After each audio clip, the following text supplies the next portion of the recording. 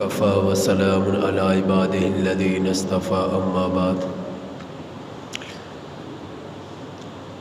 ماہ ذی الحج اور عید الاضحیٰ سے متعلق مسائل و احکامات چل رہے تھے۔ نبی کریم صلی اللہ علیہ وسلم جب مکہ المکرمہ سے ہجرت فرما کر مدینہ المنورہ تشریف لائے تو دیکھا کہ وہاں لوگوں نے کچھ دن خوشی کے مقرر کیے ہوئے تھے، تفریح کے مقرر کیے ہوئے تھے، جس میں وہ خوشیاں منایا کرتے تھے، تفریح کیا کرتے تھے۔ نبی کریم صلی اللہ علیہ وسلم کو جو اس بات کی خبر پہنچی، علم ہوا، تو فرمایا مسلمانوں کے لیے خوشی کے دو ہی دن ہیں، عید الفطر کا دن اور عید الاضحیٰ کا دن۔ ان دو دنوں میں مسلمان خوب خوشی منائیں، شرعی حدود کے اندر رہتے ہوئے۔ عید الفطر کے دن مسلمان نماز عید ادا کرتے ہیں بطور شکرانے کے، اور عید الاضحیٰ کے دن بھی نماز عید الاضحیٰ ادا کرتے ہیں۔ نماز عید الفطر اور عید الاضحیٰ میں فرق یہ ہے کہ نماز عید الفطر میں جانے کے سے پہلے کچھ میٹھی چیز کھانا یہ مستحب عمل ہے، کھا کر عیدگاہ کی طرف جانا۔ اور عید الاضحیٰ کی نماز کی ادائیگی کے لیے حکم یہ ہے کہ عید کی نماز سے پہلے تم کچھ نہ کھاؤ، عید کی نماز سے پہلے تم کچھ نہ کھاؤ۔ جس محلے میں نماز عید کی جاتی ہے اس محلے میں نماز عید سے پہلے نہ تو عورتوں کے لیے کچھ کھانے کی اجازت ہے، نہ مردوں کو کچھ کھانے کی اجازت ہے۔ عید کی نماز اس محلے بستی علاقے میں ہو جائے، اس کے بعد عورتیں بھی کھا سکتی ہیں اور مرد بھی کھا سکتے ہیں۔ کھانے کی ابتدا اپنے جانور جس کو ذبح کیا اس کے گوشت سے کی جائے۔ قربانی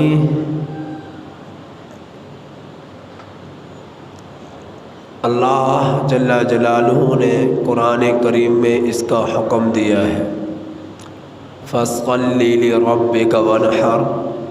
اپنے رب کے لیے نماز پڑھو اور قربانی کرو، یہ اللہ نے حکم دیا ہے۔ آپ صلی اللہ علیہ وسلم مدینہ المنورہ تشریف لائے، ہر سال قربانی کیا کرتے تھے۔ 2 مینڈے نبی کریم صلی اللہ علیہ وسلم ذبح فرمایا کرتے تھے، لیکن حج والے سال میں آپ صلی اللہ علیہ وسلم نے 100 اونٹوں کی قربانی دی، جن میں سے 63 اونٹ خود اپنے ہاتھ مبارک سے ذبح فرمائے، اور باقی اونٹ حضرت علی رضی اللہ تعالی عنہ نے ذبح فرمائے۔ قربانی کرنے میں بخیل پنا نہیں ہونا چاہیے۔ اگر آپ میں سے کوئی قرض پکڑ کر بھی قربانی کرنا چاہے تو ضرور کرے، اللہ اس قرض سے بھی خلاصی نصیب فرما دیں گے اور آپ کے اعمال میں اضافہ ہو جائے گا، اور یہ جانور قربانی کا آپ کے لیے مغفرت اور بخشش کا ذریعہ بن جائے گا۔ اللہ کے رسول صلی اللہ علیہ وسلم کا فرمان ہے کہ اللہ جل جلالہ کے ہاں ماہ ذی الحج کے پہلے عشرے میں جتنی بھی عبادت کی جائے اللہ کو کسی اور دن میں اتنی عبادت محبوب نہیں جتنے کہ اس پہلے عشرہ میں عبادت کرنا پسندیدہ ہے اور محبوب ہے۔ فرمایا کہ تم لا الہ الا اللہ اللہ اکبر کی کثرت اختیار کیا کرو۔ اب یہ مرد ہے یا عورتیں ہیں، سب کے لیے حکم ہے کہ جو قربانی کرنا چاہے، کہ جس کو پتہ ہے کہ میں نے قربانی کرنی ہے، تو ماہ ذی الحج کا چاند نظر آ جانے کے بعد نہ عورتیں اپنے بال اور ناخن کاٹیں، نہ مرد اپنے بال اور ناخن کاٹیں۔ ہاں، عید کے دن عید کی نماز پڑھ لینے کے بعد پھر بال اور ناخن کاٹیں، اور اس سے پہلے نہ کاٹیں۔ ہاں، کسی کے بال اور ناخنوں کو کٹے ہوئے 40 دن گزر گئے، کہ مرد عورت ایسے ہیں کہ انہوں نے اپنے بال اور ناخن نہیں کاٹے اور ان کو تقریباً 40 دن گزر گئے۔ مخصوص جگہوں سے بال کاٹنا اور ناخن کاٹنا ہاتھ اور پاؤں کے، تو ایسا شخص گناہ گار ہوگا۔ اسے چاہیے کہ عید کی نماز سے پہلے بھی وہ کاٹ لے تو بہتر ہے۔ عید کی نماز چاہے پڑھنے سے پہلے کاٹ لے، بلکہ کاٹنے کا حکم ہے۔ 40 دن کے بعد مزید تاخیر کرنا یہ گناہ گار ہوگا۔ تو مرد اور عورتوں کے لیے حکم ہے کہ تسبیحات میں، اذکار میں، نوافل میں، صدقات میں، خیرات میں، اور جو ہے ذکر و اذکار میں خوب لگی رہیں اس عشرے کے اندر، کہ جو جتنے تلاوت قرآن کر سکیں کریں، جتنی تسبیحات کر سکیں کریں، جتنے اذکار کر سکیں کریں، اور جو دن عبادت کے لیے جتنے قیمتی ہوتے ہیں، ان عبادت فضائل والے دنوں میں گناہ کرنا بھی اتنا ہی سخت ہے۔ جتنا اللہ اجر اور ثواب مخصوص دنوں کی فضیلت کے اعتبار سے بڑھا دیتے ہیں، تو ان مخصوص دنوں میں جن کی فضیلت ہوتی ہے، جیسا کہ یہ عشرہ ذی الحج کے پہلے 10 دن اور راتوں کی فضیلت ہے، کہ دن میں ایک دن کا روزہ سال بھر کے روزوں کے برابر اجر اور ثواب، رات میں جا کر عبادت کرنا لیلۃ القدر کی رات میں قیام کرنے کے برابر اجر اور ثواب۔ تو ان رات اور دن کے اندر اپنے رب کی نافرمانی کرنا، معصیت کرنا، جھوٹ بولنا، دھوکہ دینا، ملاوٹ کرنا، رشوت لینا، سود کھانا، جھگڑے کرنا، قتل و غارت کرنا، چوری کرنا، ڈاکہ ڈالنا، تو یہ غیبت کرنا، چغلیاں کرنا، کینہ رکھنا، بغض رکھنا، تو یہ گناہ کی شدت ان عظیم دنوں میں، جس طرح ان کی فضیلت بہت زیادہ، اسی طرح ان گناہوں کے پکڑ کے اعتبار سے وعید زیادہ، کہ اللہ کے ہاں ان دنوں میں اگر گناہ کیے جائیں گے تو ان کی پکڑ اور شدت بھی بڑھ جاتی ہے۔ تو اس لیے ان دنوں کے اندر گناہ سے بچا جائے۔ ایک اللہ والے نے فرمایا، بھائی نماز، روزہ، حج، زکوٰۃ، یہ جو کام ہے عبادت کے، نوافل، خیرات، صدقات، اذکار، تسبیحات، یہ سب کے سب حلوہ ہے، یعنی ان کو کرنا آسان ہے، بہت آسان ہے۔ بس ارادے کی ضرورت ہے، نیت کی ضرورت ہے، تھوڑی سی کوشش کی ضرورت ہے۔ لیکن فرمایا گناہوں سے بچنا یہ کانٹا ہے، یہ آگ ہے، یہ انگارہ ہے۔ گناہوں سے بچنا انسان کے لیے اللہ کی محبت میں اپنے دل پر پتھر رکھ کر اللہ کی معصیت سے بچنا، یہ بہت سخت ترین عمل ہوتا ہے، سخت کام، آسان کام نہیں گناہ سے بچنا۔ انسان عام طور پر اپنے نفس کا غلام بنتا ہے، خواہشات کی پیروی کرتا ہے۔ اب جہاں اللہ کے حکم ممانعت کا ہے وہاں بھی پیروی کرتا ہے۔ اب ایک طرف نفس ہے، دوسری طرف رب کا حکم ہے، تو گناہ سے نفس کہتا ہے گناہ کر، اللہ کا حکم کہتا ہے گناہ نہ کر۔ تو یہاں پر اس کے لیے یہ اس مجاہدے سے اللہ کے حکم کی پیروی کرتے ہوئے گزرنا یہ بہت مشکل کام ہے۔ نوافل پڑھنا آسان، نمازیں پڑھنا آسان، روزے رکھنا آسان، حج کرنا آسان، ذکر اور تسبیحات کرنا آسان۔ اگر مشکل ہے تو وہ گناہ سے بچنا ہے، مشکل ہے تو گناہ سے بچنا ہے۔ اس لیے تو اللہ نے فرمایا ہے کہ اللہ تم میں تقوی دیکھنا چاہتا ہے، تم متقی بن جاؤ۔ متقی کیا کہ تم تنہا ہو تب بھی تمہارے اندر رب کا ڈر ہو، تم مجمع میں ہو تب بھی تمہارے اندر اللہ کا خوف ہو، تم تنہائی میں اپنے رب کی نافرمانی نہ کرو، تم مجمع میں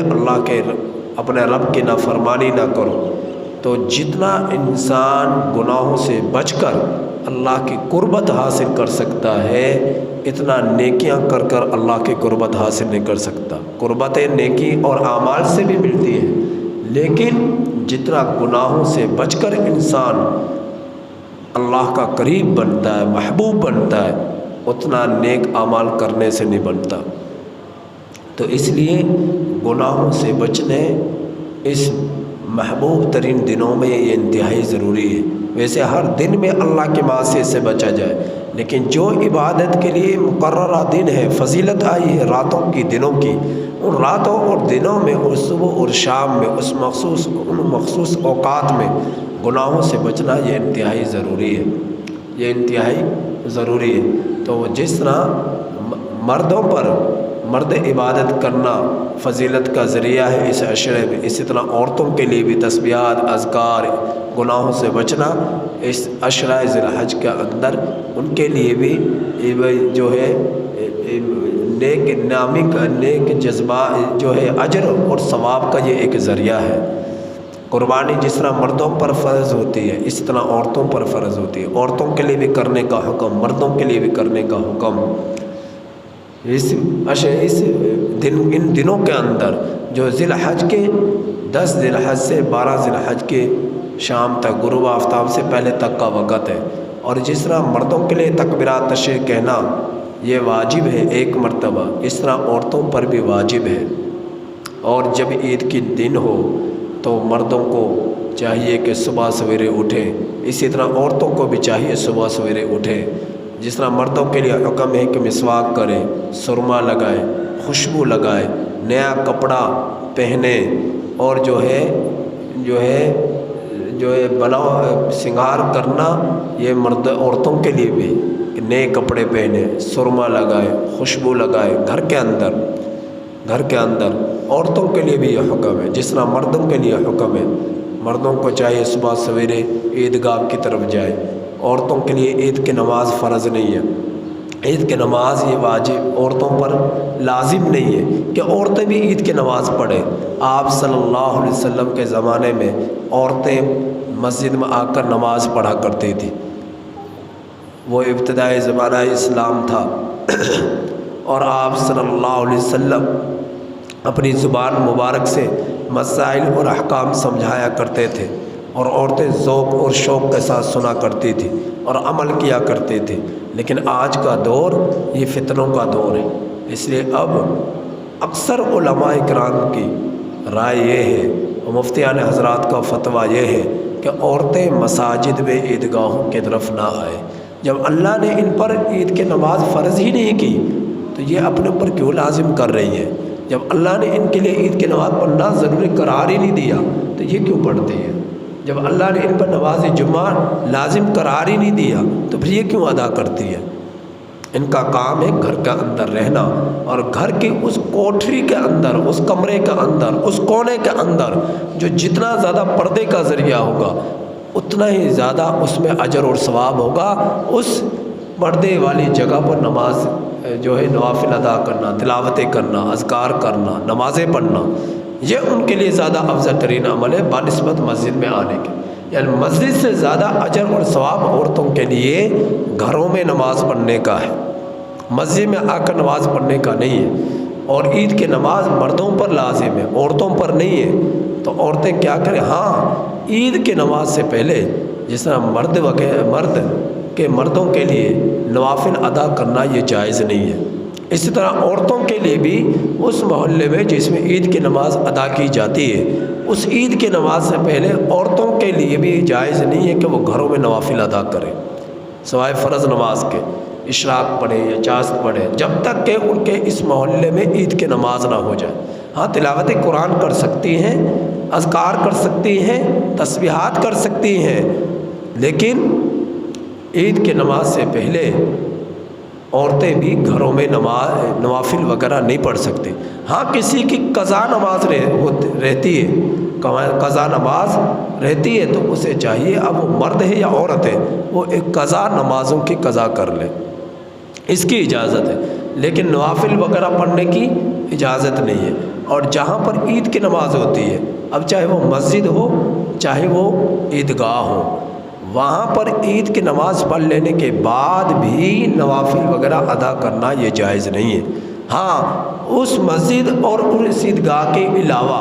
گھروں میں عید کی نماز پڑھ لینے کے بعد وہ کوئی نوافل وغیرہ ادا کرنا چاہیں تو وہ ادا کر سکتے، لیکن جس جگہ پر عید کی نماز ہوتی ہے اس جگہ پر وہ نوافل وغیرہ اس دن ادا نہیں کر سکتے، عید کی نماز پڑھ لینے کے بعد بھی۔ اور عید کی نماز سے پہلے نہ گھروں میں وہ نوافل ادا کر سکتے ہیں، نہ مسجد میں، نہ عیدگاہ میں، یہاں تک کہ وہ عید کی نماز ادا کر لیں۔ قضا نمازوں کی اجازت ہے، قضا نماز ادا کر سکتے ہیں عید کی نماز سے پہلے، لیکن نوافل وغیرہ ادا نہیں کر سکتے۔ سجدہ تلاوت کر سکتے، سجدہ تلاوت، آیت سجدہ کسی مرد نے عورت نے تلاوت کی تو وہ کر سکتے، لیکن نوافل وغیرہ ادا نہیں کر سکتے، نوافل وغیرہ ادا نہیں کر سکتے۔ اور جو یہ بات ہے کہ گھر کا اگر سرپرست قربانی کر لے تو سب بالغ مرد اور عورتوں کی طرف سے بھی قربانی ہو جاتی ہے، یہ غلط بات ہے، یہ غلط بات ہے۔ ہر ایک پر لازم ہے قربانی جانور کا کرنا، بالغ ہو جانے کے بعد صاحب نصاب، میں نے شرائط کچھ بتلائی تھی کہ کن پر قربانی واجب ہے، اس کی وضاحت میں پہلے کر چکا ہوں کہ مسلمان ہو، عاقل ہو، بالغ ہو، مقیم ہو، صاحب نصاب ہو تو ایسے شخص پر، اور آزاد ہو ایسے شخص پر قربانی کرنا یہ واجب ہے۔ تو اب گھر کے افراد ہیں تقریباً 8 جی ہیں، جن میں عورتیں بھی ہیں مرد بھی ہیں، اور وہ سب کے سب بالغ ہیں، سب کے سب عاقل ہیں، سب کے سب مقیم ہیں، سب کے سب صاحب نصاب ہیں، سب کے سب مسلمان ہیں، تو ان سب پر قربانی واجب ہے۔ اگر باپ کر رہا ہے بیٹا نہیں کر رہا اور وہ بالغ ہے صاحب نصاب ہے تو بیٹا گنہگار ہوگا، خامد کر رہا ہے بیوی نہیں کر رہی اور بیوی صاحب نصاب ہے تو بیوی گنہگار ہوگی، بھائی کر رہا بہن نہیں کر رہی اور وہ صاحب نصاب ہے، اس کے اندر شرائط پائی جاتی ہیں قربانی کرنے کی تو وہ گنہگار ہوگی۔ ایسا نہیں کہ گھر کے اب کمانے کے لیے تو آپ کی دکانوں پر آپ کے 4 3 بیٹے کام کریں اور قربانی کرنے کے لیے صرف ایک گھر کا سرپرست کافی ہو جائے، تو اس کی اجازت نہیں ہے۔ ہر شخص جو بھی کمائی کر رہا ہے، جو بھی صاحب نصاب ہے، تو اس شخص پر، وہ مرد ہے یا عورت ہے، بھائی ہے یا بہن ہے، خامد ہے یا بیوی ہے، باپ ہے یا بیٹا ہے، ان سب پر قربانی کرنا یہ لازم ہے۔ اگر قربانی نہیں کریں گے تو اللہ کے رسول صلی اللہ علیہ وسلم نے فرمایا میری عیدگاہ کے قریب بھی نہ آئے، میری عیدگاہ کے قریب بھی نہ آئے، یعنی اللہ کے رسول صلی اللہ علیہ وسلم نے ناراضگی کا اظہار فرمایا۔ تو اس لیے عورتوں کو بھی چاہیے بڑھ چڑھ کر قربانی کریں، مردوں کو بھی چاہیے کہ بڑھ چڑھ کر قربانی کریں، بخیل پنا نہ دکھائیں، کنجوسی نہ دکھائیں۔ لاکھوں روپے آپ لوگ کماتے ہو سال ہر سال، لیکن قربانی کے موقع پر آ کر آپ غریب بن جاتے ہو، مسکین بن جاتے ہو کہ میرے تو فلاں مجبوری ہے، اتنا پیسہ لگ جائے گا، 50,000 کا جانور لینا پڑے گا، 1,00,000 روپے کا جانور لینا پڑے گا۔ وہ اللہ کے بندے یہ تو دیکھ، یہ جو تو لے رہا ہے جانور یہ اللہ کا حکم پورا کرنے کے لیے لے رہا ہے، اللہ کے حکم پر تو پیسہ خرچ کر رہا ہے، اسی کا دیا ہوا مال ہے، اور وہی تجھے حکم دے رہا کہ اس مال کو لگا اور خوبصورت جانور خرید، اور پھر جب تو اسے خرید لے گا تو اے میرے بندے یاد رکھنا مجھے تیرے خریدا ہوئے جانور سے کوئی حرج، میرے لیے کوئی فائدہ نہیں ہے۔ لن ینال اللہ لحومھا ولا دماؤھا ولکن ینال التقوی منکم، میں تو یہ دیکھنا چاہتا ہوں تیرے اندر میرے حکم کی پاسداری کتنی ہے، تیرے اندر مجھ سے محبت کتنی ہے، تیرے اندر میرے حکم کی اتباع کتنی ہے، اور تو کتنا میرے اپنے دل میں میرے لیے مقام رکھتا ہے، محبت رکھتا ہے، تقوی رکھتا ہے، پرہیزگاری رکھتا ہے۔ میں تو یہ دیکھنا چاہتا ہوں تیرے جانور کا خون زمین پر گرا، زمین نے اسے چوس لیا، مجھے کوئی فرق نہیں پڑا، مجھے کیا فائدہ اس کا؟ تم نے جانور ذبح کیا، تم نے اس کا گوشت اس کا تقسیم کر دیا، مجھے کیا فائدہ اس کا؟ میں نے تو یہ دیکھنا ہے کہ تو نے میرے حکم پر عمل کتنا کیا، تو نے میرے حکم پر عمل کتنا کیا۔ میں تو تیرے اندر تقوی دیکھنا چاہتا ہوں، میں تو تیرے اندر تقوی دیکھنا چاہتا ہوں، تیرے اندر میرے حکم کی اتباع کتنی ہے۔ اب اللہ کے سے جس کو جتنا عشق ہوگا، جتنی محبت ہوگی، اب چاہے وہ مرد ہے چاہے وہ عورت ہے، تو وہ اللہ کے حکم پر لبیک کہے گا، اور وہ اللہ کے راستے میں خوب مال خرچ کرے گا، کیونکہ کل قیامت کے دن یہ آپ کا خرچ کیا ہوا مال آپ کو واپس کیا جائے گا، نیکیوں کی صورت میں، اجر کی صورت میں، ثواب کی صورت میں۔ اس لیے فرمایا جو جانور ذبح کیا جاتا ہے اس کے جسم پر جتنے بال ہوتے ہیں اللہ اتنی نیکیاں اس کے اعمال میں لکھتے ہیں۔ مثال کے طور پر 1 کروڑ بال ہے، آپ گن نہیں سکتے۔ آج دنیا کے اندر آپ سے کہہ دیا جائے بھائی آپ یہاں سے سفر کریں اور پنڈی چلے جائیں، پنڈی میں فلاں شخص تجھے 1 کروڑ روپیہ دے گا، تو آپ بیمار بھی ہوں گے نا، سر میں درد بھی ہوگا، بخار بھی ہوگا، آپ کا بخار بھی ختم ہو جائے گا، آپ کا سر کا درد بھی ختم ہو جائے گا، اور سواری کا بھی انتظام ہو جائے گا، اور جسم میں جان بھی آ جائے گی، اور آپ پنڈی پہنچ جائیں گے 1 کروڑ روپے لینے کے لیے کہ بھائی مجھے 1 کروڑ روپے مل رہے ہیں۔ اور یہاں بادشاہوں کا بادشاہ، شہنشاہوں کا شہنشاہ، حقیقی مالک، حقیقی خدا، حقیقی بادشاہ وہ تم سے کہہ رہا ہے کہ تم ایک جانور جو ذبح کرتے ہو میں تمہارے اس کے بالوں کے عوض جو کروڑوں کی صورت میں بال ہیں یا ارب کی صورت میں بال ہیں ان کے عوض اتنے ہی تمہیں نیکیاں عطا فرماؤں گا، اجر عطا فرماؤں۔ لیکن میں اور آپ اس بات کو ماننے کے لیے تیار نہیں ہیں، میں اور آپ اس بات کو ماننے کے لیے تیار نہیں ہیں، کیونکہ اس کو مانیں گے تب جب موت آئے گی، آنکھیں بند ہوں گے تب مانیں گے، لیکن اس وقت ماننا فضول ہوگا، اس وقت ماننا فضول ہوگا۔ دنیا کی زندگی میں 1 مرتبہ سبحان اللہ کہنا، اور موت کے بعد جو قیامت قائم ہونے تک، اب اس میں چاہے لگے 1000 سال، اس میں لگے چاہے 2000 سال، آپ قبر کے اندر پڑھتے رہے، تلاوتیں کرتے رہے، ذکر کرتے رہے، تسبیحات کرتے رہے، ایک دھیلے کا فائدہ نہیں ہوگا آپ کو، ایک دھیلے کا فائدہ نہیں ہوگا آپ کو۔ آپ کو اگر فائدہ ہے تو اس دنیا کی زندگی میں زبان کو اللہ کے ذکر سے تر و تازہ رکھنا، اس میں فائدہ ہے۔ آج تمہارے جب تک سانسیں چل رہی ہیں آپ کے اعمال کا فائدہ، آپ کی نیکیوں کا فائدہ، جس دن یہ سانسیں رک جائیں گی پھر آپ کو کچھ فائدہ نہیں ہوگا۔ آپ دیکھتے نہیں کسی کا باپ فوت ہو گیا، کسی کی والدہ فوت ہو گئی، کسی کا بھائی فوت ہو گیا، تو دیکھو ذرا اپنے قرب و جوار میں ذرا جھانک کر کتنے ان کے بیٹے نمازیں پڑھتے ہیں، ان کے بیٹے اللہ کے راستے میں خرچ کرتے ہیں، ان کے بیٹے صدقات خیرات کرتے، ان کو کوئی پرواہ نہیں اپنے مرنے والے سے۔ باپ مر گیا تو مر گیا، بھائی مر گیا تو مر گیا، بہن مر گئی تو مر گئی، بیوی مر گئی تو مر گئی، خامد مرا تو مر گیا، کوئی سروکار نہیں، چند دن کا رونا دھونا ہے، افسوس ہے، اس کے بعد اپنی زندگی میں مگن ہو جاتے ہیں۔ اور اب تو پہلے کوئی مرتا تھا تو دکھ بھی زیادہ ہوتا تھا، لیکن آج کے دور میں تو کسی کو دکھ بھی نہیں ہوتا، دکھ بھی نہیں ہوتا، اپنی بھی جان چھڑاتے ہیں، مر گیا جلدی سے پہنچاؤ،